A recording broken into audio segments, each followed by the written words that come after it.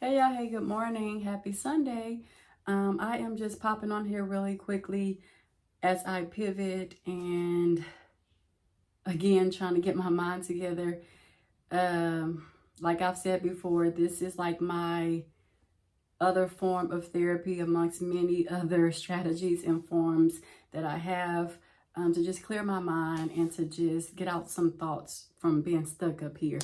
Um, So yeah, it's not for sympathy or anything like that. One thing that I have learned about the world, people don't care about your troubles. So this is definitely not what that's for. It's actually to help anybody that's going through the same thing as myself and to assist them with how to navigate it and to just continuously encourage them to stay steadfast in the Lord in prayer, fasting, meditation, walking, journaling, things of that sort, right? Things of that nature.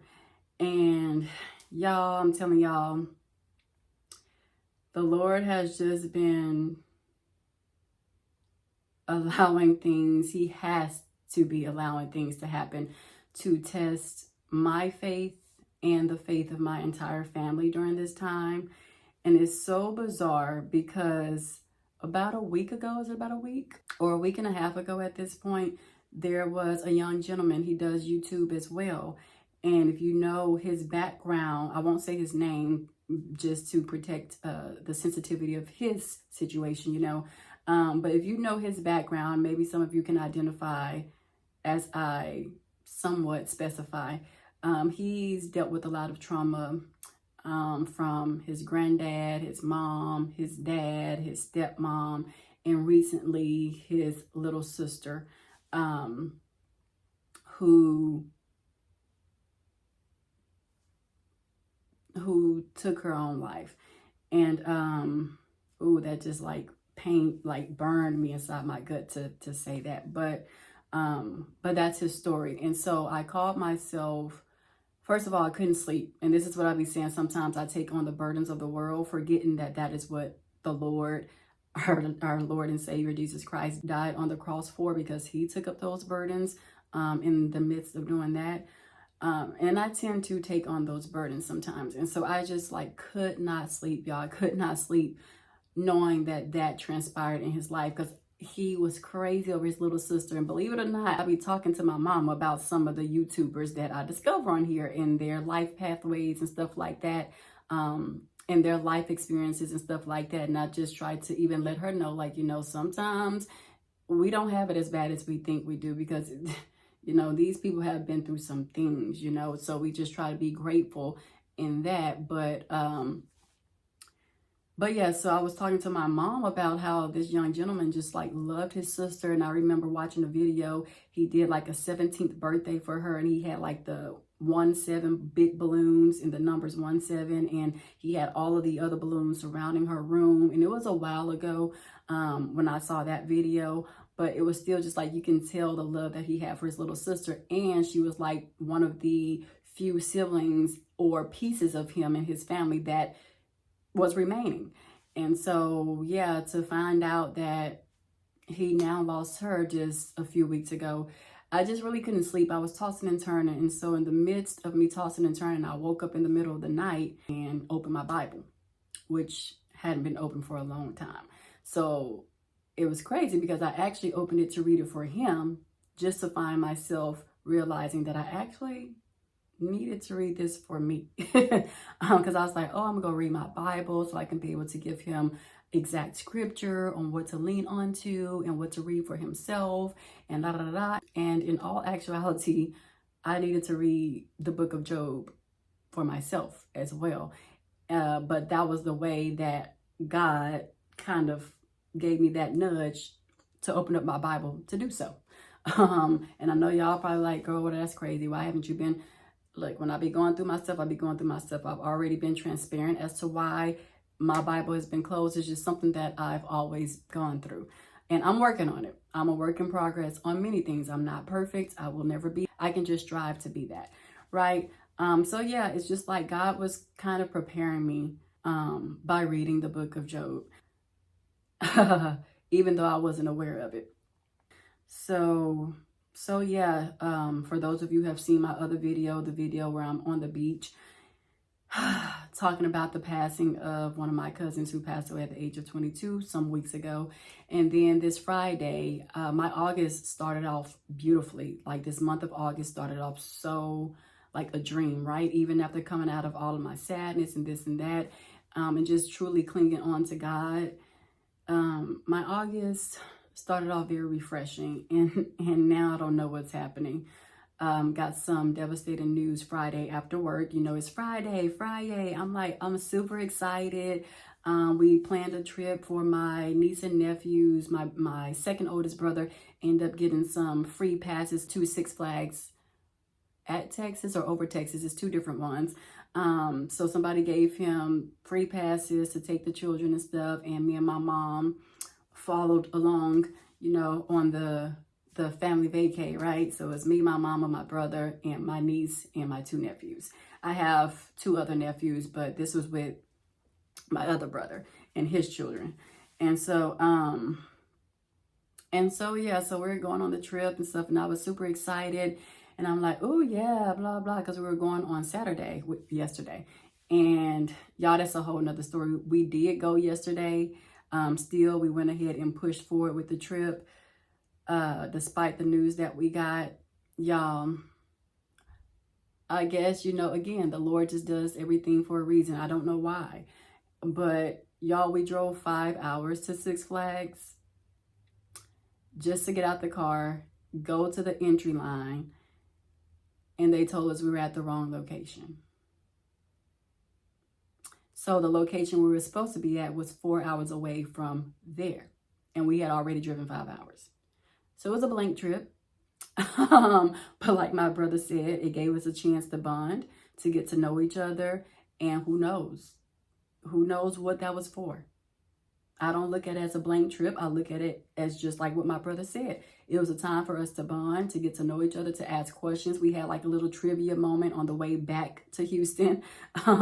So I don't see it as time lost or an unproductive day, because I don't know why God allowed that to happen.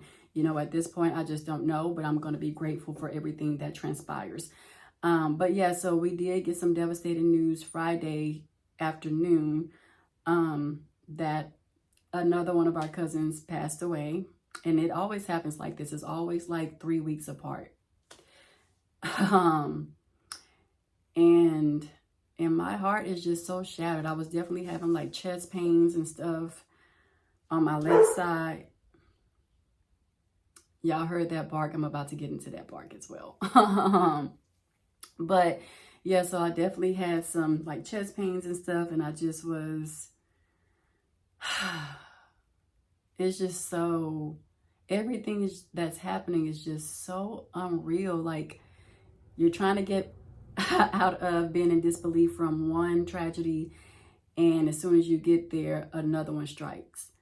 And it is just, I'm just really at a loss for words. But again, I'm not going to continuously question or fight with God. I'm so tired of fighting with God. I'm so tired of being sad. I'm so tired of, I'm just tired of being sad. I've been sad since 2019. First, it was the passing of my best friend in 2019, a week after we came back from Jamaica from celebrating her 30th birthday. She passed completely unexpected. The Lord gave me a 1-year break, 2020. And then in 2021, he took my first cousin, who we lived in the same apartment complex, different units, but the same complex. He's the reason why I moved in that complex, as I've mentioned many times before this video, because I felt safe and secure knowing that I had him there, just a walking distance away.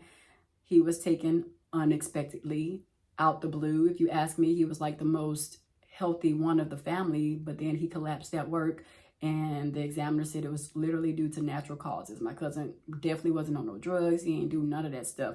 Only thing he did was drink alcohol, and he had got into smoking cigars before his passing, and he did struggle with like some blood, like his blood was very thick. I don't want to say like blood clots, but like if he would get cut or whatever, his blood was very thick, which could cause blood clots or clotting or something like that. And so he kept asking me like who my doctor was, what's the information. I would always give it to him. I gave it to him like 5 times, like the doctor's name, the location, the address, everything. And he just never went to get followed up because just like us, he felt that he was healthy. And you know, Black people struggle with going to the doctor anyway. So yeah, he never went or whatever. And he just collapsed at work. They said he was literally in the middle of a conversation and his words started getting blurred or whatever, and he was dead on the scene by the time the ambulance arrived. So that was an unexpected tragedy. And then again, we had a break, and then the tragedy with my 22-year-old cousin some weeks ago, and then now with my 30-year-old cousin just this Friday. And I'm just like in disbelief because I would have known. Usually the Lord kind of lets me know a little something, like I can feel heavily that something is about to take place. But as of lately, he has not been doing that. Like the past 4 passings, which are the ones that I just mentioned, he has not given me any heads up. Like I have been completely taken back and completely just, I don't know. I can't even think of my words right now. I just never would have imagined in a million years. Never this. Never this. And it's just almost like it's an attack on the men in our family, which is very concerning to me. And it's nothing for me to get upset with God for. If anything, I'm learning to just trust on him and truly lean on him to really just guide me in this season, because I don't know, it's only going to be by him that we're all still standing and pushing forward with life. And yesterday on that drive, the longer we drove, I actually started to get some sense of peace with what's been happening and transpiring in our family. And it's almost like my cousin, to be honest. It's almost like my cousin who was taken from us on Friday. It's like he was giving me that peace. Like, because, you know, of course, he's on my mind and everybody's mind. So I know it seemed like his presence, his spiritual presence was there. Like, it's okay, cousin. Like, I want you to keep living life. I want all y'all to keep living life. Like, don't worry about me. I'm good. We're watching over y'all. We're worried about y'all because y'all still down here fighting the good fight in such a cruel, crucial, hard, relentless world. Right? And so yeah, like I said, the longer we drove, the more peace I started to get within about what's been, everything that's been transpiring. And you know, it's so crazy because the Lord has a way, even in the midst of chaos and unclarity and a lot of things that's going on and floating throughout our minds during these times. He has a way of giving people closure. God has a way of giving us that one last big moment with the ones that he know he's getting ready to pluck from this earthly garden and allow them to rest in the heavenly realm or the spiritual realm, wherever their souls manifest to. He knows. He's already set the time. He's stamped the date. He knows already. And so even the one who passed away on Friday, he popped up at my parents' house out the blue randomly a week ago. A week ago, I kid y'all not. He popped up at my parents' place a week ago. And that was the last time. It was like that closure. And my mom said she felt it. Like she knew something was off about that because my cousin just don't pop up randomly. But that day, apparently, he shared with my mom why he was there. And it's because he had done a job interview and he was riding with his homeboy. And he asked his homeboy, well, since they were passing up my parents' place, if he can just drop him right there for a second. It was going to be quick. He was just going to be in, talk to them for a little bit, and then come out. And so that's what ended up happening. He came into my parents' place. They were excited to see him. He was telling them, oh, I just came from a job interview. My homeboy dropped me off here because we had to pass here to get to where we were going, blah, blah, blah. And just having a whole conversation with him. We didn't know he knew about the passing of our other cousin because we didn't know. We just assumed that they wasn't that close like that because it's very, like I said, like the cousin that passed away at 22 a few weeks ago, he was related to us due to my cousin who passed away in 2021. He was related to us due to my cousin marrying his mom. And this is on my mom's side, right? This is my first cousin on my mom's side. So the cousin that passed away recently on Friday, he is the cousin on my dad's side. He is actually my only immediate cousin, my only immediate cousin on my dad's side. Because like I told y'all many videos ago, my dad's story, very briefly, it was my dad's sister, and my uncle. My dad's sister passed away at the hands of her boyfriend, and then now it's just my dad and his brother. And so my uncle had a child, and that's the one who just passed away, and that was his only son, just like my aunt on my mom's side, that was her only son. So that to give y'all a little bit more clarity. I hope that's clear enough. As to why we didn't know that they were so close, the one that passed at 22 and the one that just recently passed at the age of 30. We didn't know that they were that close because of how everything played out, like how he was part of our life. My cousin's stepson was a part of our life, and my cousin from my dad's side was a part of our life. We didn't know that they were cool like that. Even though, yes, we all grew up around each other and stuff, I just didn't know that they actually hung out like that and stuff like that. So I didn't know. That was something new that I learned, because apparently when he came to my parents' house, he was like, yeah, I found out about such and such through Facebook. He was like, yeah, I knew him. My mom's like, you knew him like that? He was like, yeah, I knew him. We used to play wrestling and stuff all the time when we were little and blah, blah, blah.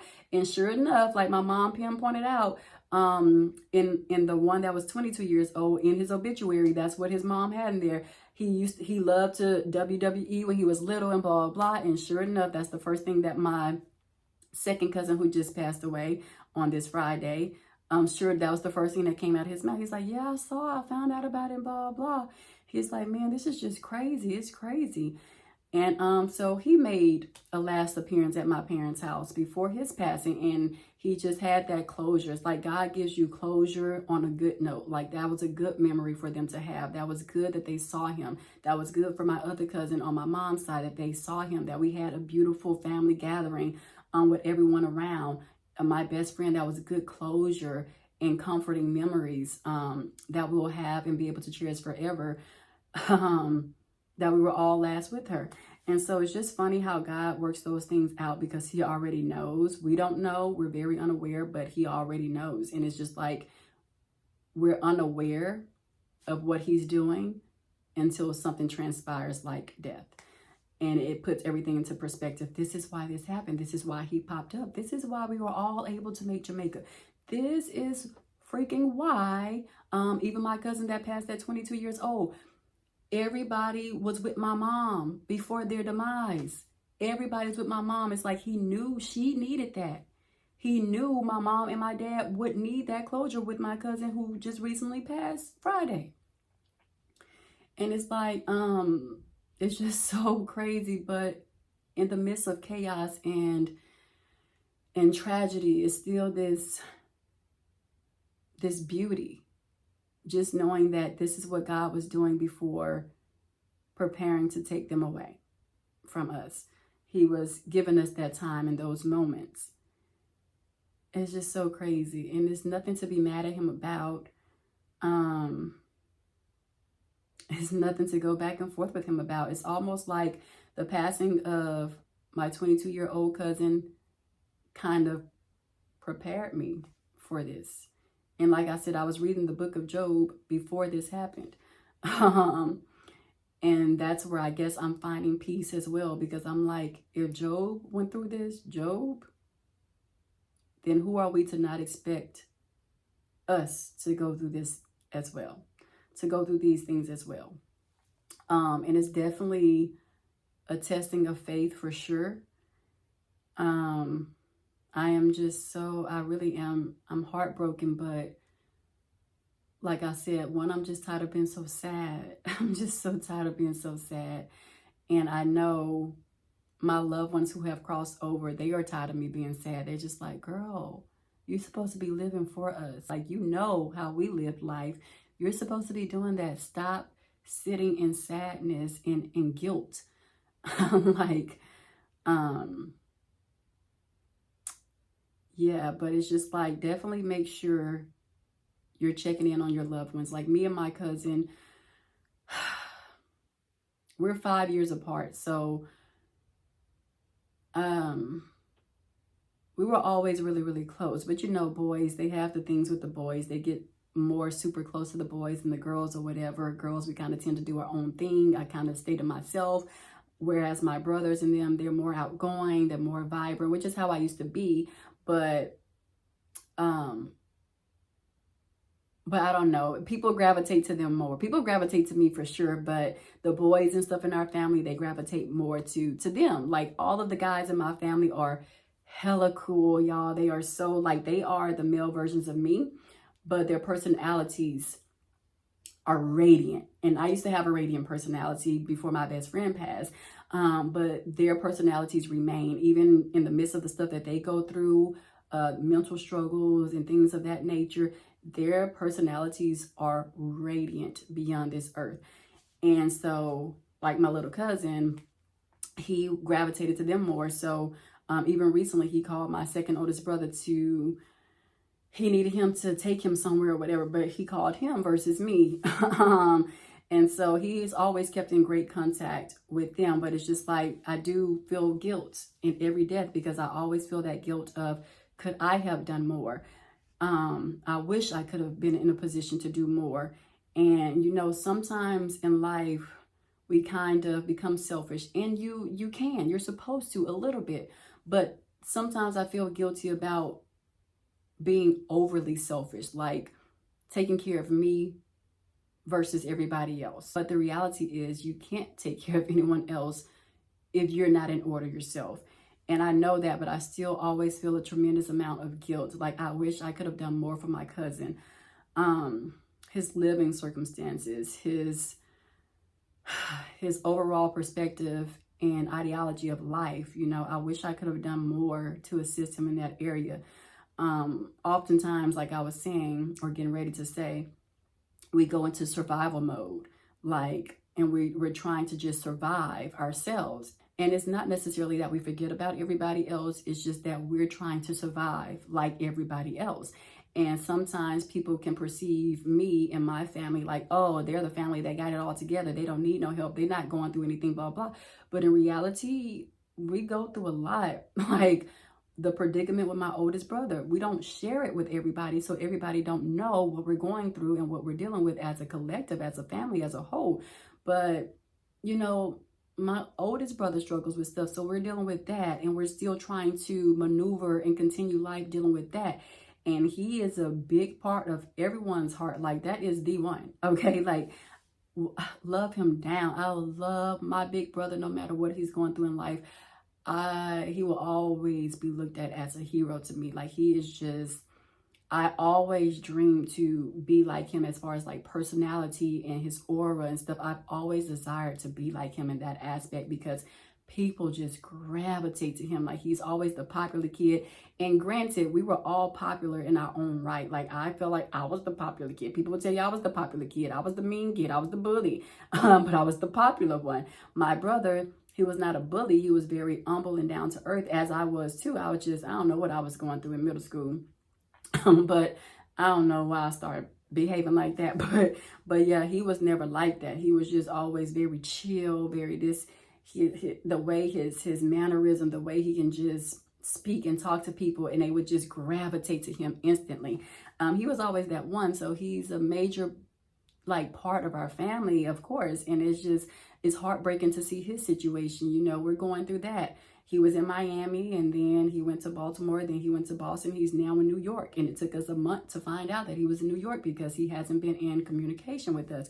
So people don't really know what people are going through. And it kind of puts us in like survival mode. Like, we're just all trying to survive. And that's why I'm so big on showing compassion and grace to people, and just love and kindness, because I know that's what I want somebody to do for me.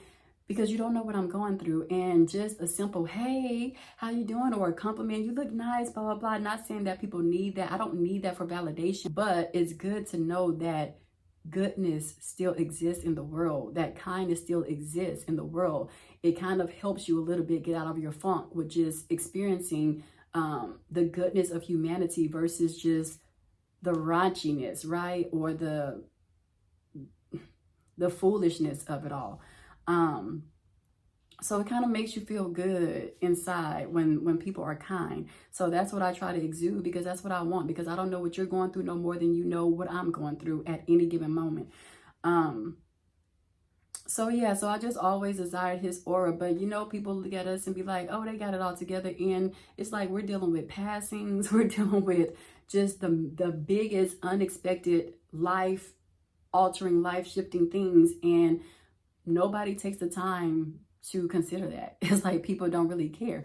And but yeah, so we deal with a lot. And so it kind of makes you kind of put everybody else on the back burner, because each individual is trying to just survive day by day, trying to get it together, trying to cope, trying to grieve, but not get stuck or consumed by that grief. And we're all just moving about in this life and trying to make it the best as we can while we're here. So it kind of makes me feel like, yeah, I kind of feel bad for that, because I was just stuck in survival mode. And my cousin probably thought I had it all together and this and that I could have reached out to him, when in reality, I'm just surviving like everybody else. But I still feel a little guilt about that, because I wish I was in a position to be able to extend my hand.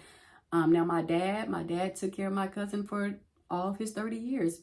And like my cousins on my mom's side, really, I don't have cousins. I have extended siblings, because my mom's and my dad's side, we're so extremely close. We just grew up like siblings. We are so extremely close, y'all. It's ridiculous. Like, my parents alone have honestly raised majority of my cousins. So that's why, in case people didn't know, what you didn't, that's why I take it so hard. It's like like just take the breath out of me whenever one of them passed, because people don't know. And my parents will never boast or brag about it. None of us boast or brag about anything that we do, because for what? God gave us that platform. God moved through us to do certain things for people. It's nothing to boast or brag about. Just do it and shut up. Do it because the Spirit told you to do it. That's it. I don't need to tell you what I've done for this person, what I've done for that person. I did it because God told me to do it. It's nothing to boast or brag about. But my parents, they took in, on my mom's side alone. First of all, on my dad's side, that was my only cousin. We raised him. I'm talking about from when he was a baby. Like, his mom gave birth to him, but because of her situation, he had already had older siblings that she was trying to take care of. And so he kind of got, you know, he was given to us. He was given to my grandmother, but it was my grandmother, my dad's mom. And she was older. And of course, she did her job and stuff like that. But my parents wanted to relieve her of that duty. So they took my cousin. Granted, my granny wasn't far away. She was definitely always by the baby, always by my cousin that just passed. And so, but we took him, like, I'm talking about going where my parents had to wake up in the wee hours of the night, drive my cousin on the freeway or the highway, whatever some of you may call it. I call it both. I don't know the right terminology. Freeway, highway, whichever one. They would literally wake up in the wee hours of the night, put my cousin in his little car seat, strap him in the car, and drive on the freeway to stop him from crying. That kind of raise, like raising children and taking them in as their own, even though they were raising 3 of their own. So they had him that we raised all the way through his lifetime. Even at 30, you know, my dad was still sending him finances. He was the one person, my dad was the one person that he could always depend on no matter what. And that's why my dad works so hard and grinds so hard, because he really is the go-to person. And I was just telling my mom, we all got to get ourselves together, because we're all given a date, an expiration date, and we can't just keep relying on my dad. And I feel guilty for that, because I'm like, I don't want him to think that people are using him. We just all be in need sometimes, and so we go to him. But that's why he works multiple jobs. That's why he started his business. That's why he's doing this, he's doing that. He has multiple streams of income. That's why he invests. That's why he do this, so that if anyone is ever in a bind, there's no issue for him to, here you go, because he has multiple streams of income. But he has that. We don't have that yet. I have a little bit. He's taught me the ropes for a few things, so I have a little bit of what he has, but it's not to his degree, you know. So I'm still working on the multiple things that he's off into. I'm working on building my own thing and my own foundation so that we won't have to solely depend on him. If anything transpires or happens with him, we will be well off. And we all need to be that go-to person. We all need to be able to help family out. The bulk shouldn't just fall on one human being. That's a lot. So I do be feeling even guilty about that. But even, like I said, even with my cousin at the age of 30, my daddy was still sending him money, without a problem, without complaint, ever. Just whenever he asked, he got him. And everybody knows that about my dad. So we raised him, like I was saying. And then on my mom's side, oh my gosh, I don't even know where to start. Who lived with us when we was growing up? The first person to ever come down was my cousin that got killed on a motorcycle.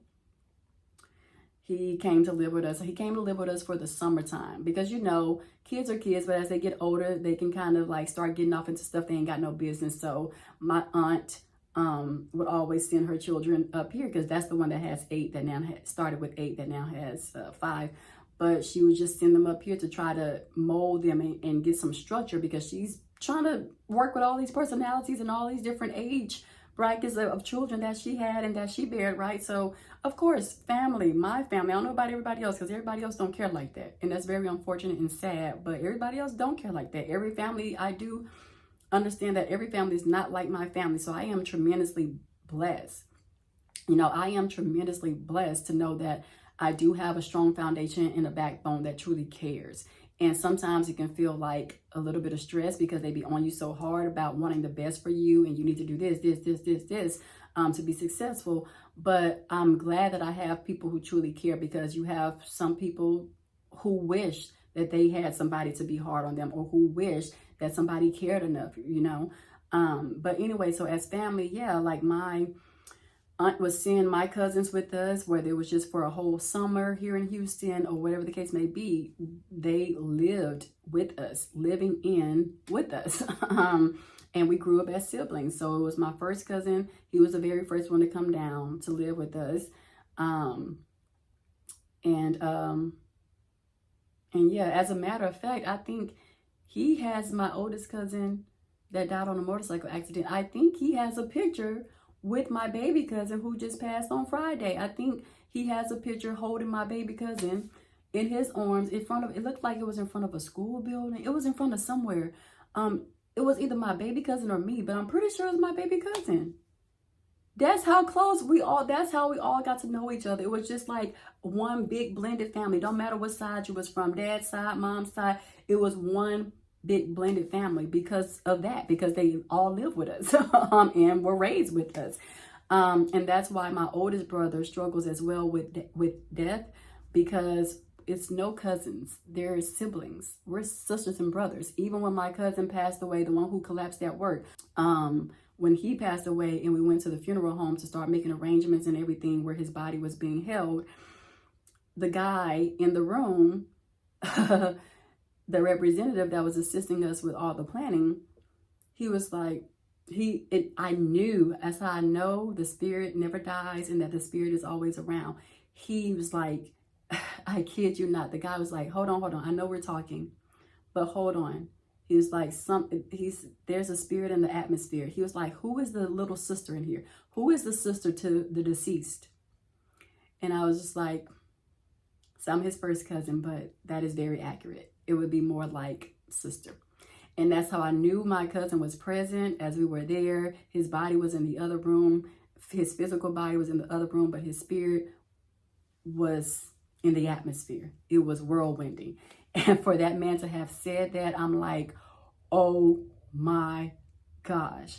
But that's how close all of us are. That's how close we all were.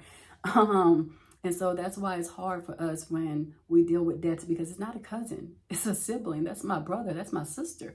What do you mean? And so, so it was my cousin that passed on the motorcycle. My other cousin, he passed in the club, who was the sibling of the one that passed on the motorcycle. He passed at a club. Security guard was very negligent in his actions. An altercation broke out. They didn't say that my cousin was involved in the altercation. It was just a general altercation that broke out in the club. The security guard, instead of shooting his gun up, he shot it in the crowd, and it pierced my cousin in the neck. That was my cousin that passed on the motorcycle. That was his sibling. So they were taken away. And he lived in Houston with us. And at the time that he was living in Houston, I wasn't here. So I didn't get to have that time with him like the rest of my family. I was in college when he was living here. So I didn't get that closure like they did. But so he came to live with us too. Their younger sibling, who just passed his exam for being an RN. So he's following my other aunt's footsteps, not his mom, but my other aunt, her sister, following her footsteps, and he's a registered nurse now. So he came to live with us to wrap up his high school year, because it was after my cousin got pierced in the neck by the bullet. It was after his passing, and then my other baby cousin, who was killed in a car accident, she was the only one ejected from the car. So that was the 3 children that one of my aunts lost. She was ejected from the car, and it was just a lot going on. He couldn't really take it. He wanted to get out of that atmosphere, that environment, because it was just so sad for everybody. So he came to live with us, and he graduated high school down here. He was supposed to go to college down here. Things transpired. He ended up going back to Alabama, and he just now finished, out of all that time, just now finished like his nursing nursing courses and nursing school, and passed his state exam. And he's a registered nurse. So he's well off. He's going to be fine, but he came to live with us. My other cousin, 2 of my girl cousins, all of the 8 that are siblings, all of them came to stay with us. All of them. The only one that didn't come with the two that didn't come to stay. And those are my other 2 little cousins. The one that got ejected from the car, and then her sister, my other cousin. They were the only 2. They're younger, my little cousins.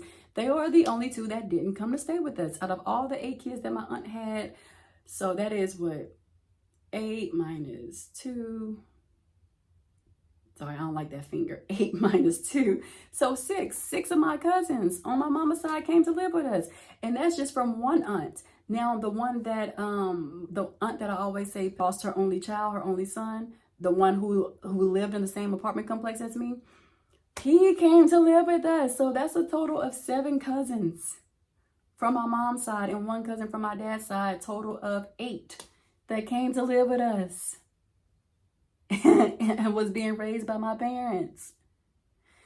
So it is just so hard to like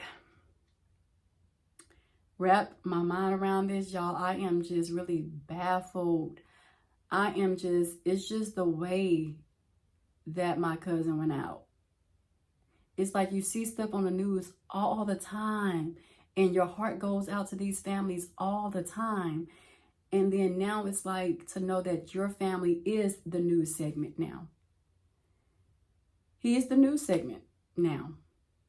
So now we truly see and feel how every other family feels when they are the news segment. And just to know that this world, like, you know that the world is a wicked place already. People say, what is hell? What is hell? What is hell? Hell is beneath. I feel like this is our hell. And you just have to make it your heaven as best as you can until you actually reach the true place, until your expiration date comes. But I honestly feel like this is hell, because the enemy roams around and do as he pleases. And just people are wicked to have just no regard of life, to think that they are God, to take a life senselessly and for no reason, no just cause. My gosh, I just feel like in the pit of my stomach, it burns to just think about how my cousin passed. I just feel so helpless. And it's a lot of other reasons, like I said, like his living conditions, his circumstances, just to know that I couldn't be there to help. You know, my dad is just torn apart, because this was, like I said, my dad was still silently taking care of my cousin, giving him money, sending him money. up until his demise. As a matter of fact, before he passed away, my daddy had just sent him some money. Like, that's how the girlfriend, we found out about his passing due to his girlfriend, because he literally had my second oldest brother was one of the last people he contacted, and my daddy had just sent him money. So she was able to contact them based on that. It's like, and then it's like my mind, I would always worry and be concerned about my cousin. It's not a day that ever went by up until this day, up until today, Sunday, that I never thought about my cousin, but I just didn't have the means or the resources to reach out to him and to help him out. Because I know my cousin, if I would have reached out to him, he would have been expecting something. And it's not to say that's a bad thing. It's not a bad thing, but I couldn't really reach out because I didn't have anything to offer, I felt. And that's where I say my guilt comes in, because I'm like, it's not that I didn't want to help or I didn't want to reach out. It's that I knew I couldn't give you what you needed. But I still feel guilty, because even a phone call, like I was saying earlier, a phone call probably would have helped. A phone call probably could have changed his circumstances. A phone call probably could have done this or that. Just checking in on him and seeing how he was doing. But I never considered checking in on him, because I always knew that financially he was good, because I knew my daddy was sending him money. I always knew my daddy was sending him money. And I say he was silently sending him money, because it's not something that he would go back and tell my uncle, which is my cousin's dad. Oh yeah, I sent your son money again. My daddy been doing it all his life. So why did he feel the need to contact my uncle and say, I'm sending your son money and blah, blah, blah? He's been doing it all his life. We took care of him since he was a baby. Like, I'm talking about took care of him to the point, like, me and him was physically fighting like sister and brother. I got y'all can't probably see it, but I got a dash in the middle of my head because we got in a fight so bad. I beat him up, and he wanted revenge of getting beat up by a girl. He took my mama high heel shoe and dashed me. Like, we used to fight. I had to get stitches right here on my forehead. And my oldest brother was supervising us at the time, and he just didn't know what to do, because he knew, he felt like my parents were going to get on him out of everybody, but they didn't. My cousin, he ended up getting it. You ended up getting it. My daddy took out that big, thick cowboy belt, like one of them WWE belts. But I'm talking about a true cowboy belt that's made out of true, like, hard wool and stuff. And he went up and down the house with my cousin. And I felt so bad. I'm the one was sitting up there with stitches in my head, and I'm crying for him because he was getting a spanking. But like, that's sibling style. I'm telling you, like, sibling style. We done been through some stuff together, okay? But so I just never thought that, like, financially I knew he was straight. And so based on that, I was like, okay, he good. But I just wish I could have been in a position to do more. And that's also kind of like, now I feel like this is about to put a fire under my behind to just go hard, so that I won't feel this type of guilt again, because I will be able to extend that help. In whichever way somebody needs it, I will be able to extend that help. Because I feel so heartbroken and so bad and so guilty and so sad that I was not able to help him. Even when we went to go to his place to kind of like, we had to go get his birth certificate and stuff in the place that he was living, I just broke down crying, because I'm just like, oh my gosh, like, we didn't know. Nobody knew. Nobody knew. Like, we had just found out his circumstances a few days before his demise. And that's because he posted it on Facebook. I didn't know. Like I said, I don't be on Facebook. I truly, genuinely don't be on Facebook. I've been getting on there now since his passing to see what people have been posting and stuff, and to see who all was aware of his passing. But I don't be on there. So I never saw the video. My second oldest brother saw the video, and he showed it to my parents. And even then, in that moment, my daddy sent him some more money. To at least have food and get clothes, or get the supplies and necessities that you need to live. So he sent him some money. I was not aware of that. I was not aware of the video until now. I'm just now finding out about everything. Because I don't go on Facebook. I try to stay away from social media. And I'm trying to narrow it down to just one app or two, because I have to do YouTube. So that's just what the Spirit has called me to do. So I have to do YouTube, regardless of how many views, likes, comments I get or whatever. I have to do it. So it's not something that I want to do. It is a request. It's not even a request. It's a requirement from the Lord to do it. So So that's why I'm doing it. And it helps me. Like I said, it helps me. But it's just like, oh my gosh, to know that I was helpless during this time of his life. Like, I just feel so helpless. I feel so bad. I just feel like I could have done more. I wish I could have done more. I wish I did do more. Even though I know it wouldn't have changed anything, probably because the Lord already has his stamp. Like I said, the Lord already has his stamp. I would have just been trying to buy him more time, but the Lord already had his due date stamped. And oftentimes I think we forget that. It's like, dang, I shoulda, I coulda, I would've. I wish I was in this predicament to where I could have helped or did this or did that. But it just would have only been buying time. Like, the Lord was still going to call him regardless. I just hate that he allowed the enemy, because God allows. And that's the thing that we can kind of struggle with too sometimes, is understanding why God allows when he doesn't have to. But again, it goes back to testing our faith, and just seeing who is going to stay true to him, who is going to deny him based on circumstances. Yeah, going back to the book of Job, the book of Job, the book of Job. That's all I can lean on and depend on right now.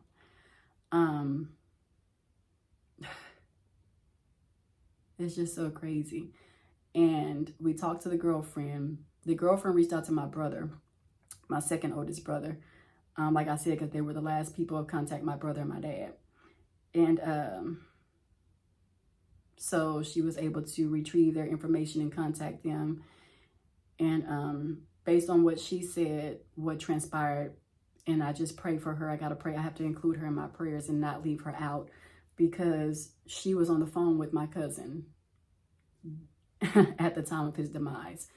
So I know she's going through it right now. I know she's going through it right now. But yeah, so according to the girlfriend, my cousin, again, based on his living circumstances, he didn't have the power or whatever to charge his phone in his house. So he would go to convenience stores, and the store that he was at had like an outside outlet. So he was charging his phone there, and he was charging his phone while being on the phone with her. He was just letting her know what he was doing. And so she was talking to him as he was out there, whatever. And I guess, I don't know if this was some type of somebody trying to get initiated in the gang or whatever the case may have been. I don't know what it was, but my cousin was on the phone and somebody came up to him, and it was early. You know, usually stuff takes place in the wee hours of the night, like at 12 a.m., 1, 2, 3, 4, 5. It was early. It was like 7 o'clock, 7 p.m., 8 p.m. Between the hours of 7 p.m. to 8 p.m. is when his death took place. And she said he was on the phone with her around 7 o'clock. They were talking, blah, blah. I'm not sure how long they were talking, but whatever, during the middle of their conversation, he ended up telling her, somebody has a pistol to my head. On the phone with his girlfriend, somebody has a pistol to my head. They're trying to rob me from my phone. Because they felt like he wasn't being vigilant. They felt like he was on the phone, distracted. But I know my cousin, I don't see him not being vigilant. Like, I feel like he probably saw them pull up, but just kept minding his business and being on the phone trying to be ducked off, even though he was out in the public, you know? Because that's really how my family is. We like to be like ducked off. We don't really like people knowing too much about us, that's why it's like, it's hard for us to lose relationships, because once we invest in somebody and we tell people and open up about ourselves to people, we feel like we are locked in with those people, because we don't do that for everybody. And so we just try to tend to ourselves and mind our own business. So I can only imagine him, and I just feel so disgusted and so like nauseous and sick to my stomach, because it's like, I know him. He's like the spitting image of my oldest brother. 2 peas in a pod, 2 of a kind, radiant energy. Children, babies, everybody gravitate to them like this, but they be ducked off. They the popular loners, like ducked off type, very much so introverts, and myself included. But so I know for sure he was probably just minding his business. It's just like the thought, the multiple scenarios that run through my head of what could have happened and how it happened and how we couldn't be there for him. Like, it makes you think, like, what if he was on the phone with one of us? We could have rushed over there. We would have rushed over there. We would have put ourselves in jeopardy for the sake of his life. That's just how we are. But he wasn't on the phone with us. Reality is he wasn't on the phone with us. He wasn't meant to be on the phone with us. He was on the phone with his girlfriend. She said he told her, hey, somebody got a pistol to my head trying to rob me for my phone. One thing I know about my family, for sure, and this is not boasting or bragging, for sure we can defend ourselves, and we can defend ourselves fairly. We use these to defend ourselves. We don't need no weapon, no pistols, no knives, no nothing. And so based on that, like, yeah, I come from a line of people who can definitely take care of themselves physically, you know, like they can definitely, as far as like standing up for themselves and knowing how to go to war for real without using any extra weapons and stuff like that, we can bang over here, okay? As little as petite as I am, you can ask anybody in the neighborhood, Lil Jazz, oh, Lil Jazz got Lil Jazz, that right?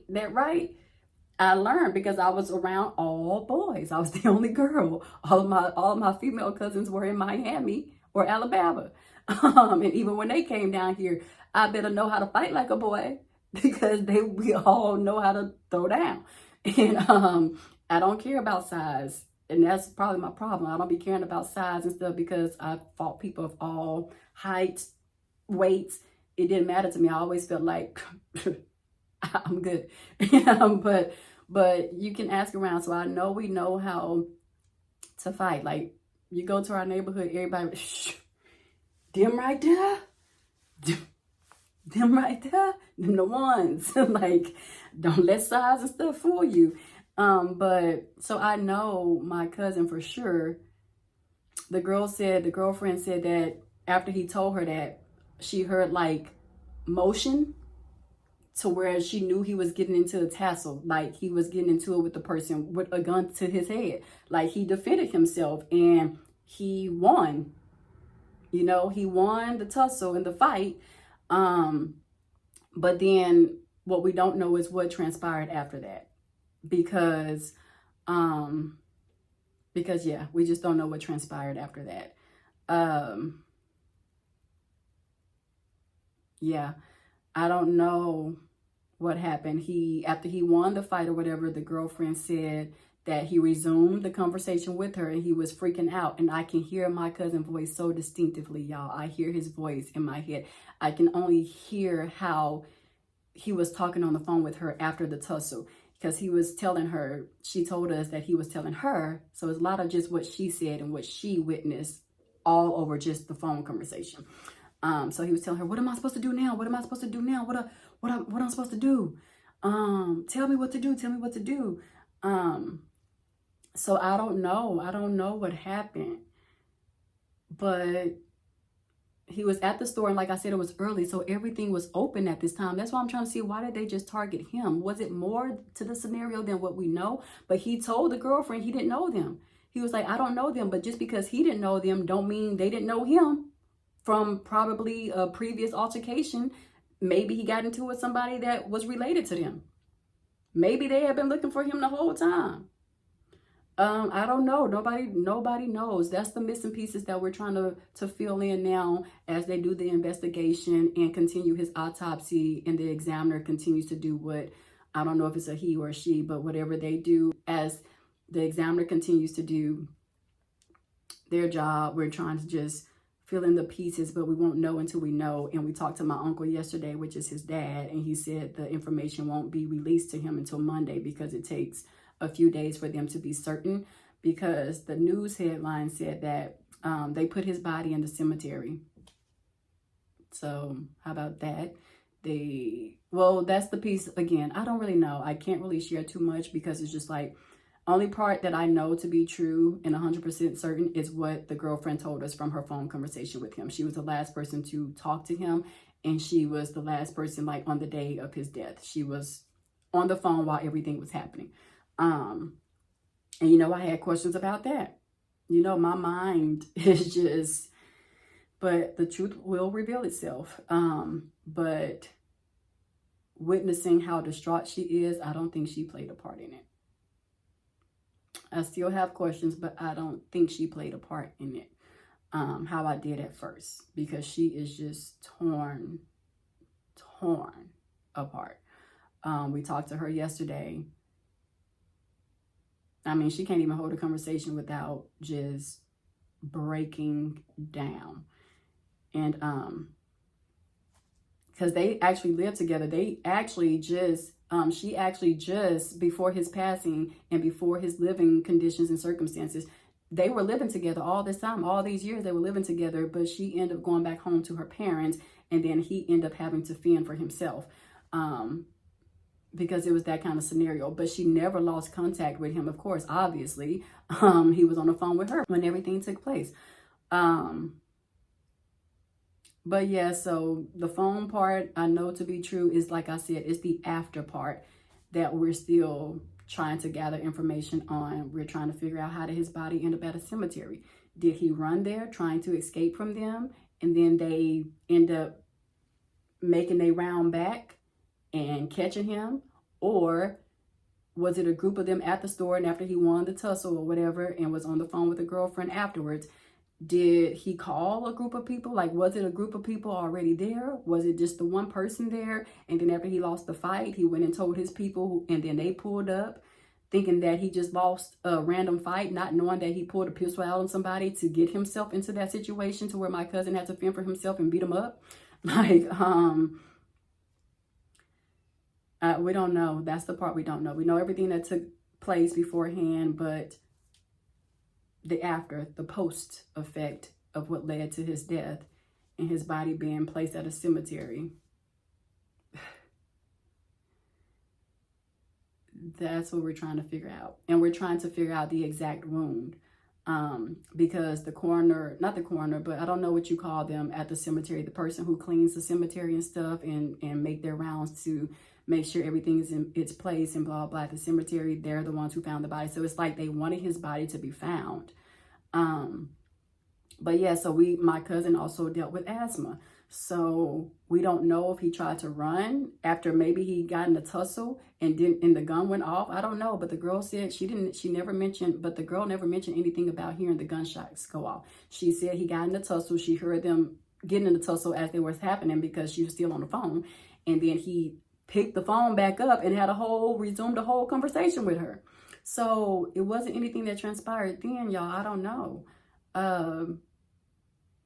I don't know. Like I said, I don't know if he unplugged the phone and tried to, as he was talking to her, it's like, what should I do? What should I do? I don't know if he started walking somewhere, pacing himself really fastly, like pacing himself quickly or whatever, real fast. I don't know if that's what happened. And he probably placed himself closer to the cemetery or whatever in that case. We don't know. Or we don't know if he collapsed from asthma after the attack and his body was just laid right there at the cemetery. But it definitely was foul play, because it definitely, somebody else did something, because they did, at the end of the day, they found a wound. They didn't say if it was a wound to the head, if it was a wound to the side part of his body. They just said a wound on the side. They didn't specify like what body part. Like if it was the head, neck, stomach, they didn't specify, and they're still trying to identify the exact wound. Like if it was a gunshot wound, if it was a stab wound. But then they said they found the gun by him. So it's like they tried to make it seem like it was an attempt. But that obviously wasn't the case if he on the phone with the girl and she's witnessing him tussle. Like all of these things are transpiring during the time. And then, like I said, based on the indication of the wound, we don't know. That we haven't identified that yet. They haven't given that information. Like I said, we won't know anything truly until tomorrow, because my uncle said that's when the report comes back and stuff. But yeah, so I don't know. And then and it's not like, and I want to get this very clear, it's not like my cousin didn't have a place to go. He had plenty of places to go to stay. But, you know, with our situation, I was back at home.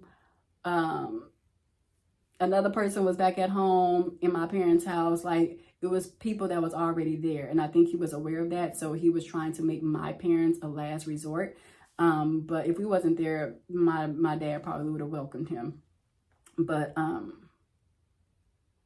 don't know. But then on his mom's side, he had places to go, but they just didn't want to. They was willing to take care of him, but they were not willing to take care of his dog, apparently. So that was the whole issue. Nobody wanted to take care of the dog because mostly everybody is up in age, or if they're not up in age, they just want to, you know, resume their lives without adding an additional responsibility, because my cousin, they were already going to be taking care of him until he got on his feet, which is what he was in the process of doing.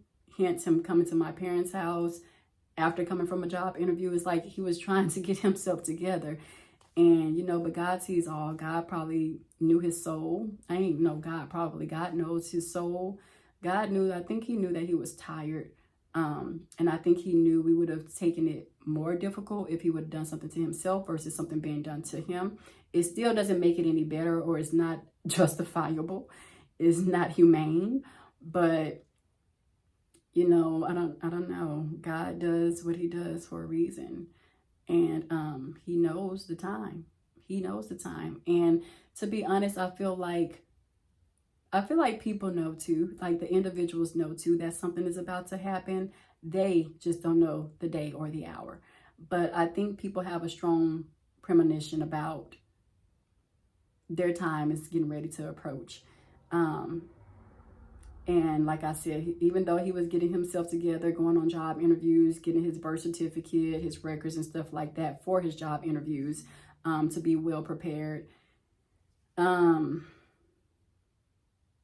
still feel like he may have known something, which is why he popped by my parents' house. But of course, as Black men, you're not going to say anything about it, especially because you don't know for sure yourself. You just have a feeling.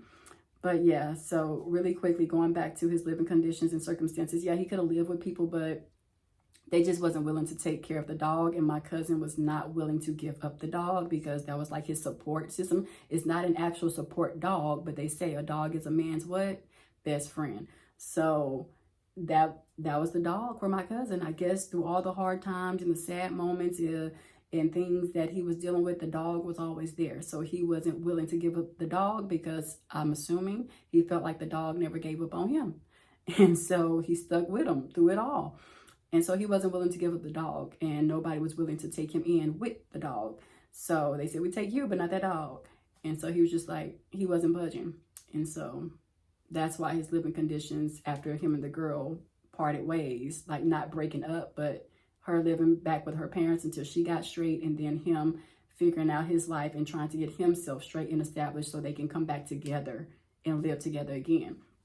But yeah, so yeah, I have his dog now because again, nobody still wanted to take the dog, and the girlfriend was heartbroken about that. She was like, can somebody please take the dog? Like, we've had the dog for over 1.5 years. He's a good dog. He's this and that. He's very well mannered. He's blah, blah. And stuff like that. And then my brother's like, well, shoot, I don't really have, you know, the space to really keep the dog or whatever. Maybe if I get a bigger space, blah, blah. But we couldn't have the dog sitting there by himself. And so I was just like, I'll take the dog. I'll take the dog. And so, and then it's the piece of my cousin. And I know, like, I know my cousin loved this dog unconditionally because the dog is a reflection of my cousin's love. Like, we have such big hearts. And that's why I say we can't let everybody in, because people try to take advantage of our kindness and our niceness, but we're really like that at the same time.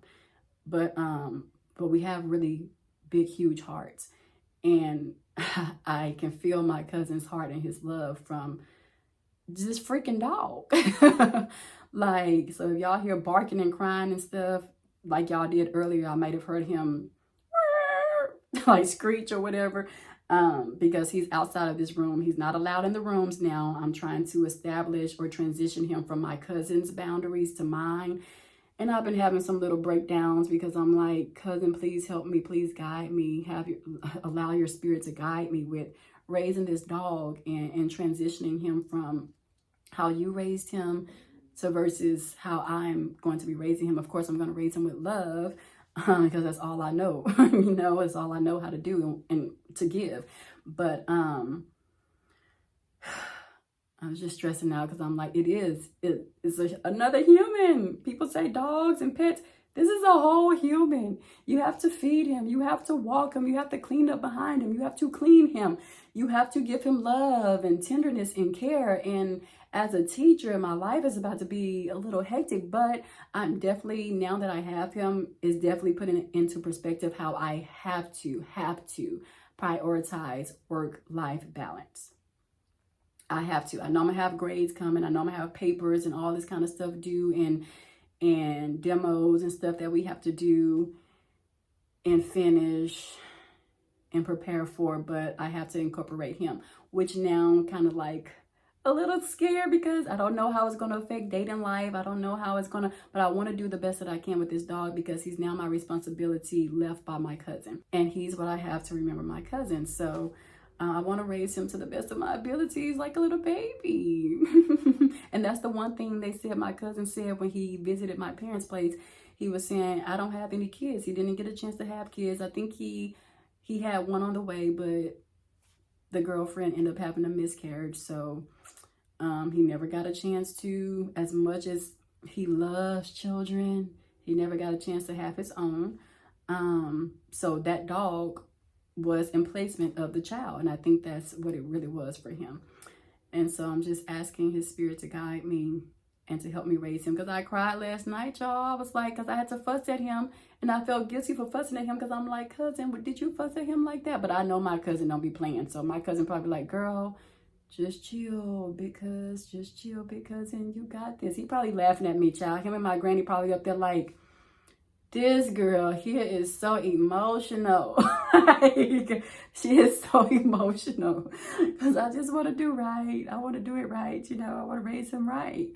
But I know for sure my cousin gave all of his love to this dog. He poured into this dog. The dog's so good. I'm just having a problem right now with like training him to not jump on me because my cousin was huge. I gotta tell y'all, I'm the smallest one in my family. I am the most ittiest, bittiest, tiniest little thing in my family. Like, I get it all the time. I'm 35, y'all. People think I'm 21. I'm so itty bitty and petite and just little and cute. But so people always think that I'm so much younger than I am because the rest of my family are tall. And so my cousin was so tall, so I know that's why the dog is used to jumping on him and being able to be friendly and stuff with him, because my cousin in his stature and his structure, he could handle the dog jumping on him. The dog is taller than me when he jumps, and he be scratching me all up and stuff right here. And I had to fuss at him. I was like, no. But then it's like, again, being too kind and too sweet and too nice. Dogs are just as testing as humans. That's why I say they're little humans. So they're just as testing as humans. They're going to see how much they can get away with. And I caught on to that real quick with him. And so, yeah, he just been jumping up on me. And he been trying to get frisky, y'all. He been trying to get frisky with me. And I'm like, that's why I see why females like female dogs now. Like, I was always against female dogs because I don't like females. I'm telling y'all. I don't. So I'm like, I ain't getting no female dog ever in my life. Like, I don't like females of any sort. Of any form, like, no. And I always wanted a male dog, and I've always had male dogs and male cats. So, and I don't even like cats like that, but I've started to gravitate to them more as well. And I'm telling you, witnessing and experiencing so many deaths, it transforms you in a way that is not even explainable, really. But so I've started back gravitating to cats. And I've had one cat in my life. Two. I had one cat, and we used to call him Garfield because he was just like the cartoon character in the show. And I forget what the show was. The show called Garfield.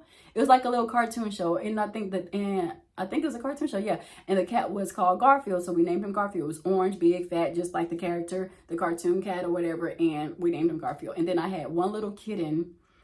And my cousin, the one who's now deceased, he stepped on the kitten. He wasn't paying. He say, boy, did you do that on purpose? I don't know. I still have questions out for that. Because everybody was like, I was spoiled. I was the only girl, surrounded by 3 boys, my little cousin and my 2 big brothers. And so, of course, I'm going to be a little bit more spoiled, but I think he was felt like, oh, she too spoiled. I'm the youngest, even though I'm a guy, so I should get all the attention. And I think he felt a certain type of way, and he stepped on my kitten. And I went to go show my friend my kitten because I was so happy and excited. I was like, my daddy said I could keep it. My daddy said I could keep it. And so I went to go. She's like, go get it, girl. Y'all, I went to that room. Kitten said, find me. First of all, I was looking for the kitten. I was like, the only person that's been in here is my little cousin. So I go and ask him. He was in the other room. I go and ask him, have you seen my kitten? And he said, I said, have you seen my kitten? And he walks in the room and he said, I accidentally did something. And he pulls the blanket back.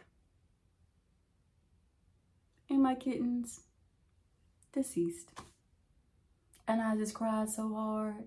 I cried so hard, y'all. I cried so hard. You know what? Now that I think about it, I don't know. We still got some unresolved beef. You dashed me in the head. You should have just took the L. And then you stepped on my kitten. And don't think I forgot, you flushed my fish down the toilet.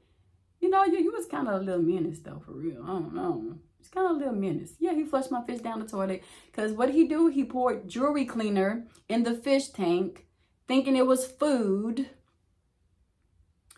And all the fish died. So he didn't want me to see the fish dead in the tank. So he caught himself flushing them down the toilet, except one didn't flush. And I went to go use the restroom, y'all. And the fish was in it. And I screamed and cried for that.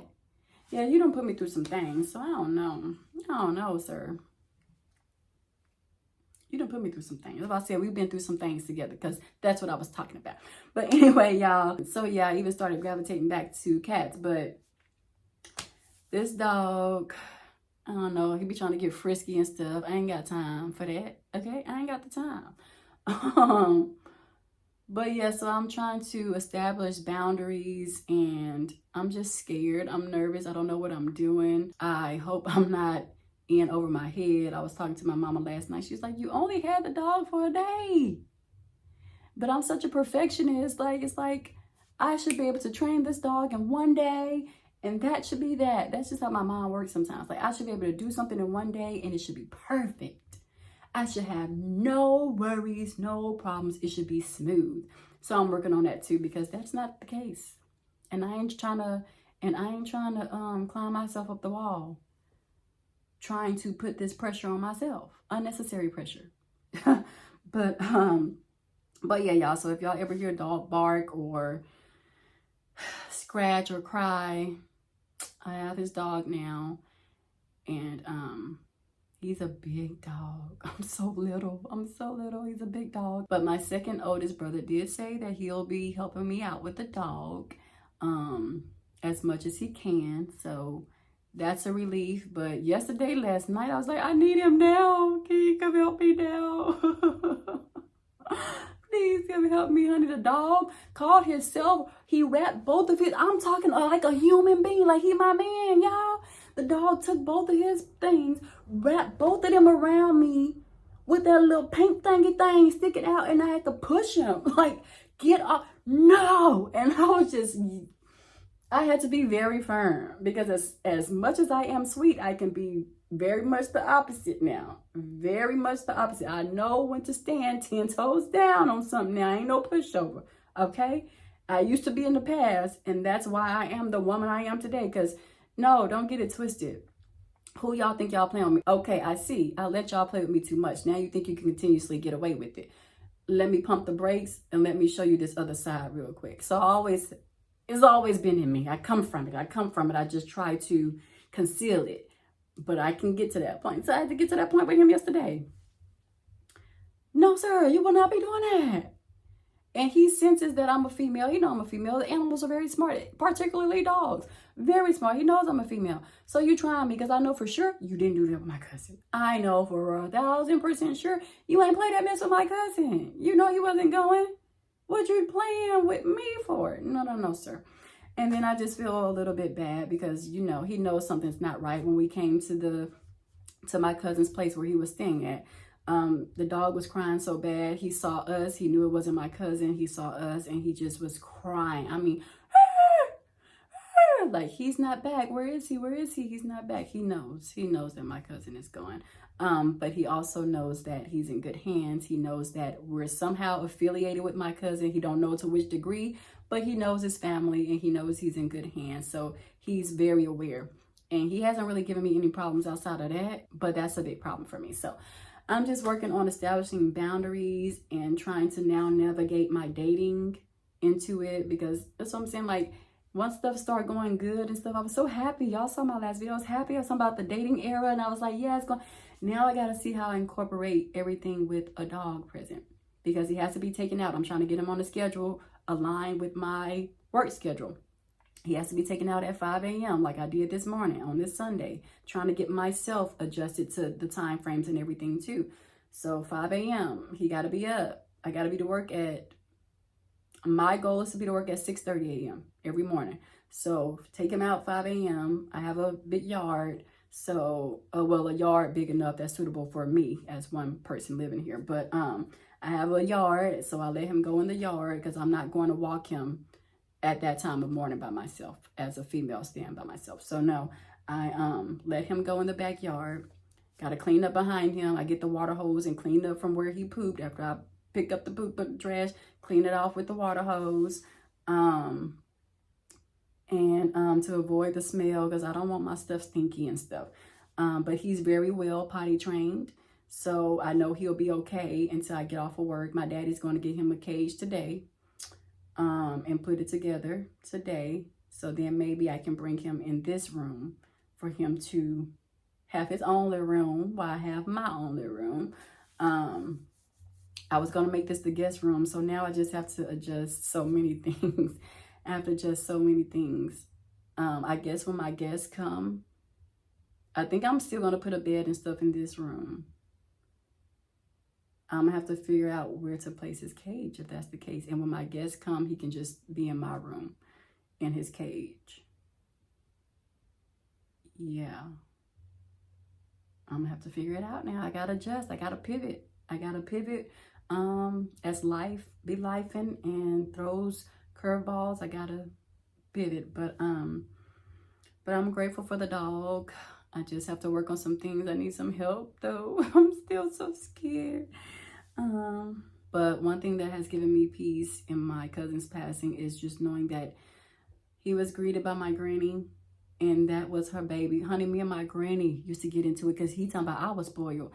I felt like he was spoiled with my granny, my dad's mom. I really felt a certain way. Me and her got into it really bad one day. I forgot she was my granny, y'all. I really did. And that's something that I still struggle with, because I'm like, I should not have been that disrespectful as a child to my granny. I thank God she ain't tell my parents. That would have been my tale. Y'all probably wouldn't even see me today. But she held it down. She ain't tell my parents because she already knew, baby. That would have been a done daughter. But yeah, I got into it with her one day behind him. Because I was like, you gonna let him get away with everything. You just this and you just that and blah, blah. And I'm surprised she ain't popped me in my mouth, because that lady was quick with the pop, pop, pop, pop, pop, pop. Nah, she ain't never like put her hands on us. But as she got older and she was diagnosed with cancer, and me and my mama tried to stick her medicine inside of a banana, y'all, that lady popped me smooth in my mouth. She said, this ain't no real banana. Y'all got this pop. That lady popped me in my mouth because I was trying to talk back to her. And she was older then when me and her got into it when I was little. That's where we get it from. She one hit a quitters real fast with it. Gotta be quicker than that. But y'all, I was in the middle of my sentence. That lady said, this ain't no real banana. This got medicine. Get this out of my mouth. Then she took the banana that was in her mouth and spat. Just nasty, y'all. She was real nasty with it. And that's what made me fuss at her, because I was like, did you just, who the heck, why would you do that? And she said, Bop, I'm your granny. You ain't mine. Y'all, we done been through some things. I'm telling you, we done been through some things. My family a little bit crazy, but in all righteousness, okay? In all righteousness, they're a little bit crazy. But yeah, we just like regular, degular people. We go through the same things. People may not perceive it as such, but we do. We be trying to survive and live day by day, individually, collectively, and trying to just process things together so that we can help each other keep pushing forward in life. As we keep getting hit, man, and boy, have we been getting hit. And Lord, I'm tired. I'm tired of this. Come on now. I'm tired of being tested. Just chill. Just chill. I get it. I get it. Just chill. The enemy can't stand it. The enemy just couldn't stand that I was bouncing back. Sometimes I just feel like things happen to solely test me. To solely test me and my faith. Just like Job. Just to test me and nobody else, or to get back at me and nobody else. And my mom feels the same way. She feels like solely, she feels like she's solely being tested. Her faith is being tested and tried with her own children, and everything else, everyone else. And then just her own stuff that she's dealing with. As a wife, as a mom, as a hardworking individual, her thoughts, her eyesight, her things that, you know, we don't know that she's going through. I mean, I do, because she tells me, but everybody don't know. Maybe my aunts. I think my aunts may know. But you know how we are. We try not to burden others. And even my aunt on my mom's side, she used to live in Houston. She's now back in Georgia, but with my other aunts. But when she used to live here in Houston, she used to try to guide my cousin and talk to my cousin. So she's very familiar with my cousin who just passed, even though he's my cousin on my dad's side. And my dad is my aunt's brother-in-law. Again, she treated my little cousin as if he was her own nephew from my mom's side. But it was on my dad's side, and she treated him just the same. That's just how we are as a family, as individuals, as people. That's just how we are. We're just going to love on you and try to teach you right and guide you in the right path. But ultimately, people make their own choices. Life is all about choices. So I think my cousin could have been much better off. He had all the right people in his corner. It's just choices. My oldest brother, it's choices. That kind of, I think, messed with them a little bit mentally. But yeah, because even my oldest brother, and I've never shared this because it's not like a necessity that I need to share. People who know us know. But, you know, my oldest brother, he is organization affiliated with the Boys in Blue. And I always say that's why I like Nipsey, because Nipsey reminds me of my oldest brother. Like, real. You know how Nipsey popped the boy in the mouth at the BET Awards for disrespecting one of his homeboys? That is my brother to the T. And I say Nipsey remind me of my brother because my brother is older. He's only a year older than Nipsey, but two of a kind. Two peas in a pod. Aura personality, Nipsey on the dot. My brother is spitting example of him. Or Nipsey is a spitting example of my brother, rather. But example. And then my cousin who just passed, he looked up to my oldest brother so much, along with many people in our community, and a lot of them were joined in, females included. I'm telling y'all, I had to learn how to fight for real. I was surrounded by it, but females included joined that same exact organization, because my brother was just that impactful. Now he had the opportunity to be impactful in a greater, more purposeful way. But being young and just living life and just seeing what's going on in the neighborhood and wanting to be a part of something and this and that, that's what he chose to do, and others chose to follow, including my little cousin. So that's another question that's in place with his death. Did it have something to do with that? But the girl was like, no, like I know for sure my oldest brother, he'd been out of that. Like, you're always going to be a part of it, but he had grown out of that lifestyle. Like, he used to wear the flag and the clothes and the colors and the this and that and blah, blah. and stuff like that when he was younger. But now he's 40. So it's like he don't do that no more. Like the crib walk and all that kind of, he don't do that no more. My cousin don't do that no more. Like they hadn't been doing that stuff in a long time. My cousin used to wear his flag out and his hat and everything. They ain't been engulfed in that like that for a long time. But like I said, just because they haven't been engulfed in it like that don't mean people still don't remember what was done in the past. And maybe, again, missing pieces that we don't know. Maybe it was some people from there. But he said he didn't recognize the people. But he told the girlfriend, I don't recognize them. No, I don't know them. I don't recall having an altercation with them. I will remember. So the person must have shown his face bright as day. He was just careless. Really just had no value of life for him, his own and my cousin's, because for him to easily identify himself, for my cousin to tell his girlfriend he didn't know who he was, he didn't know them. Missing pieces. That's what we're trying to find out. So of course they're reviewing the cameras at every establishment that was open during that time, and even those that was closed, because cameras don't stop. They still circulate all throughout the night. So that's the investigation part. That's the part we have to know. But yeah, she said he wasn't wearing no scarves, no hats, no nothing, and blah, blah, and stuff like that. He had been stopped doing all that stuff. I mean, they had been affiliated in that, or not affiliated, but a part of the organization for a very long time. I don't even know when my brother got into that. And then, yeah, my cousin kind of followed behind him. But yeah, so we don't know if it was something like that. That was the first thing my second oldest brother asked the girlfriend, was like, was he wearing anything? Like, because we just really trying to figure out what drew them to him versus anybody else that was out there. Like I said, I guess because he was the only one out there charging his phone. It was early, 7 p.m. Like I said, between 7 p.m. and 8 p.m. is when they said that that's the time that the body was pronounced dead. You know, they go in and do all this science and stuff, and they can tell the exact hours of when the body was actually dead versus it being found or whatever and broadcasted on the news. But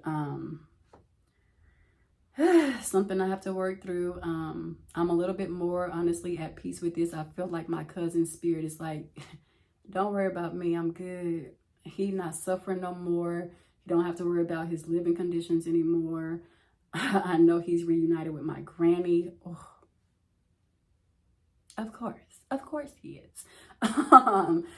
And my auntie Sheree and my dad's dad and everybody. I wonder if he see my other cousin that collapsed at work. I wonder if I just imagine it to be a big reunion in a better place. And so that's bringing me joy and peace. And like I said, my mom said like my cousin sounded tired when he visited them. Like she thought it was going to be something to where he did something to himself after they spoke with him that day. She felt him, like she felt that his soul was tired. And God knows. That's why I say God knows. So that's kind of bringing me peace, just knowing that she knew that he was kind of tired, but he was still trying to make it happen in life. Like I said, going to that job interview and trying to still make something happen. But he doesn't have to suffer anymore. He doesn't have to worry about being made a mockery out of anymore, going to these second chance jobs. And, oh, you get out and you get a second chance job. You know, by no means was my cousin a saint, but he got into some trouble. That was years ago. My cousin has been out of jail and stuff for many years. So, and he never returned after that. So, you know, he's been out and stuff, but they promised these jobs, second opportunities and stuff like that. And it's not really, they don't really care. They don't really give you a job. They tell you to go apply here, apply there, and then they don't even give you a job. McDonald's and stuff like that. They don't even give you a job for real. So it's just like, it makes you want to go back to the streets, and it makes you want to do certain things to survival mode. But he wasn't even doing any of that or often to any of that. But people will get discouraged, you know, after being turned down and denied so many times because of your record. You can stay out of trouble for years and it's still that one record haunts you. So he don't have to worry about that anymore. Yeah. And it's just so crazy. And I'll leave with this because I've been on here for an hour and 30 some minutes. I'm probably missing church. I know it's probably 9 o'clock. I'm going to be super late. But yeah, so, and it was so crazy because, like I said, I'm going to leave with this. He passed on Thursday. Thursday night is when he passed. And I woke up in the wee hours of the night. And the spirit, kid y'all not, it was nothing but the spirit that woke me up. Because the way that I woke up, if somebody would have been laying next to me, the way that I woke up, I mean, I shot up like a robot. Like I was laying and I just boom, like a robot. And I instantly, this is Thursday. He passed Thursday between the hours of 7 p.m. and 8 p.m. I woke up Friday morning. It was in the wee hours of the night. Like I tell y'all, when you are in alignment with Jesus Christ, especially women, we already have this divine thing about us. But to already have that incorporated with your body and yourself and your mind, but then to be in alignment and in connection with Christ as well, on top of that, it amplifies. Like your spirit amplifies. I can't explain it for real. And so when I woke up, I was laying down, I'm like, ooh, I shoot up in the middle of my bed and I just start crying. And when I say my heart was beating really, really fast, I got super anxious, like super, super anxious. I knew something was off. I just didn't know what. And I'm talking about, I'm bawling, y'all. I'm talking about I'm bawling. And I popped up initially, to be full transparent, y'all. When I woke up and I started crying, I jumped out of the bed, got on my knees. I instantly prayed for my oldest brother because I thought it was something pertaining to him. I knew something wasn't right. I just didn't know who it was pertaining to. I thought it was my oldest brother. So I instantly started praying for him, praying. Now, like I said, I didn't even think to pray for my cousin because my parents said they just saw him. So I knew he was okay. I knew he was alive and well and breathing.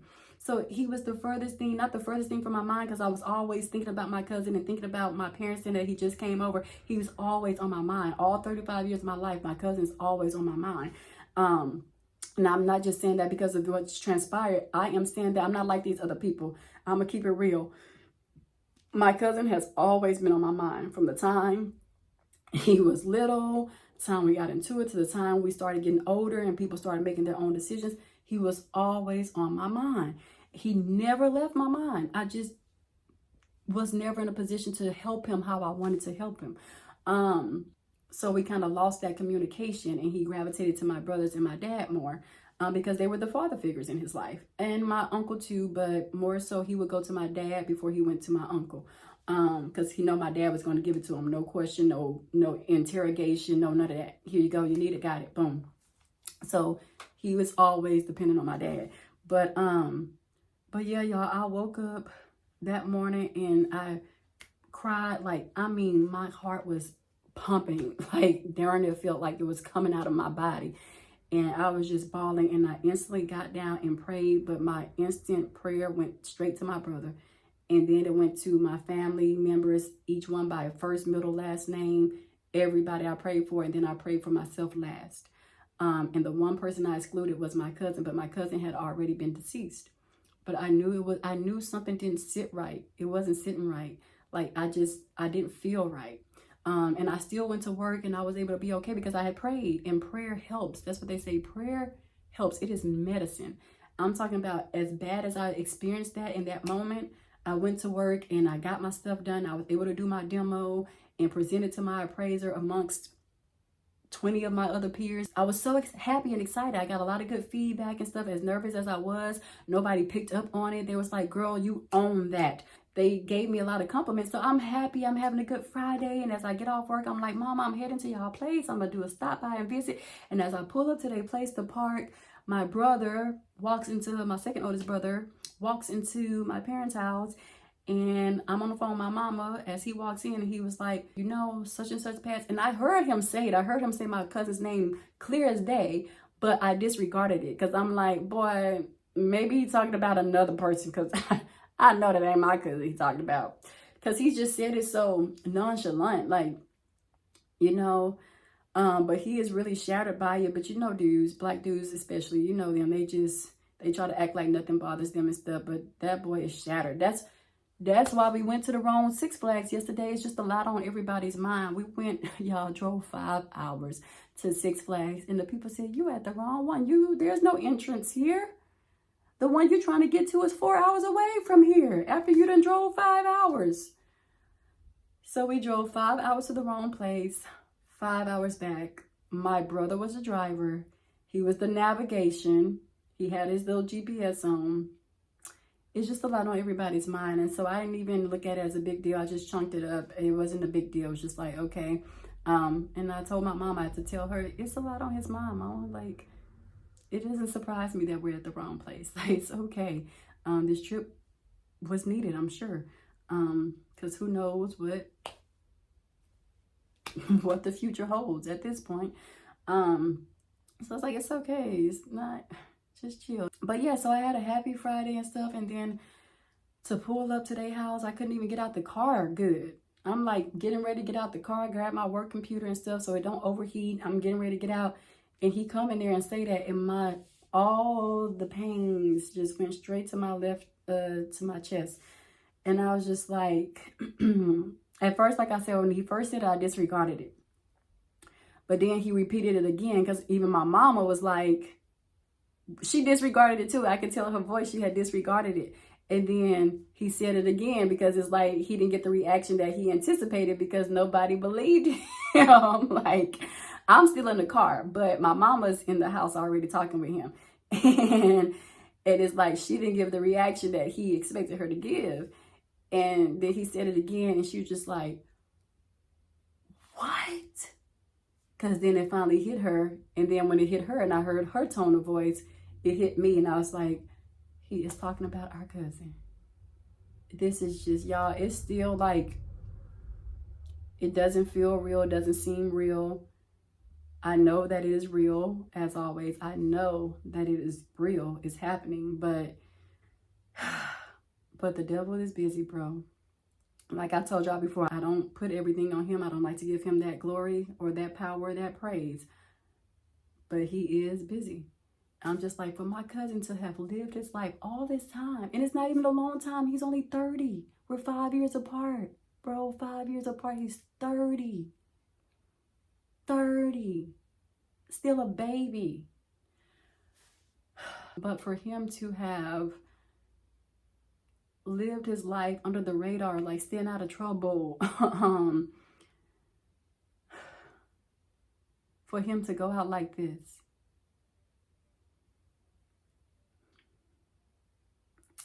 it's crazy. And then the people who did it, whoever was involved, it's like, it never ceases to amaze me, because it's like, you don't think you're gonna get caught? You got First 48, you got what is that my daddy watching? I don't even know how he consume that with everything that goes on in the world on a daily basis. HLN, all these things that let you know you are going to get caught. Evidence always makes its way. You're going to get caught. There's no escaping. Now, some people back in the day, they used to get away with it. I know a few people that's walking around and that got away with some stuff. But nowadays, the way that science works and fingerprints and this and that, no matter how much you try to clean, there's always that one little thing people miss. And it gets them caught up. Sorry, y'all, I have from my chapstick. I hate that happens. Ugh, my apologies. But yeah, it's always like that one little thing that you thought you were so clever, you thought you cleaned up everything, but it's just like, what? You thought you were so clever. Okay, you may have wiped the gun.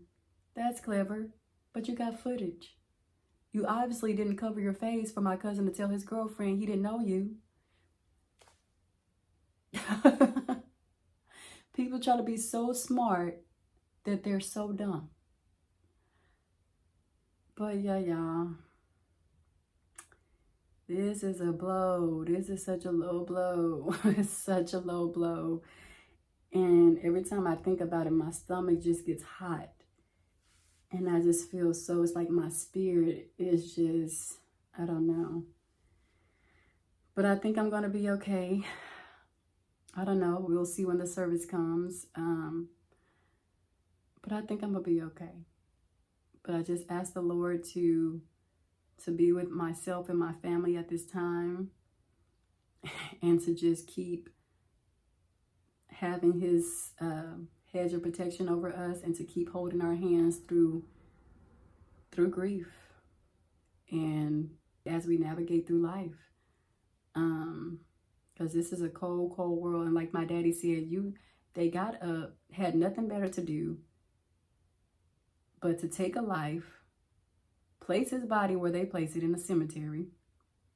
I don't know if that was supposed to be a mockery, or like my dad said, they just solely wanted the body to be found. Okay. And then you go home, go to bed, wash your hands, go to bed, wake up, and decipher your next target, your next victim.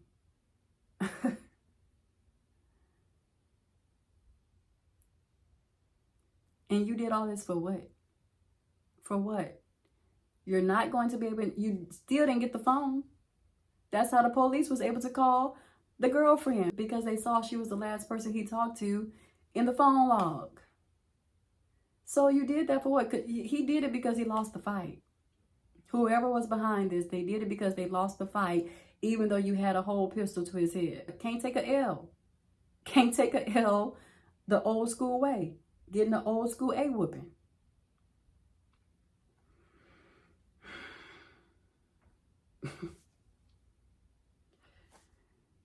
Ooh-wee. I'm eager for them to catch the person, that is for sure. I'm so eager for them to catch the person. And that's all really I'm waiting on at this point. But okay, y'all, I know I'm hella late for church. I might have to go to 11 o'clock service, which, again, is going to throw my whole day off. But I had to come on here and film this video because I know I'm not going to be able to film it later on. I got work to do. I was going to try to go walking and stuff, but I got work to do. I don't know. I may still try to go walking, or I may not go. If I do go walking, it's going to have to be quick. I ain't going to be able to do twice how I usually do. And I'm probably not going to be able to do heels. I'm probably just going to walk around the park one time. And I don't know, if I walk one time, then I can fit in heels, but it's going to have to be something quick, like bump, bump, bump, bump, bump, out. But okay, y'all. Peace, love, blessings, prayer and protection over your family. This video, again, like I repeat, it is not for sympathy, baby. Honey, I have done without sympathy for years. This is nothing new to me under the sun. I don't need pity. I don't need any of that. This is just my therapy to be able to release on here. And like I said, for anybody who's feeling discouraged or hopeless or losing that faith, I'm here to remind you, if I can get through this, so can you. If I'm still holding on to God and being steadfast in righteousness and doing things his way, even though my circumstances and what's happening around me is telling me to do everything the world's way and go back into the world and do this and do that and disregard God, he's not real, I'm not about to do that. I'm not.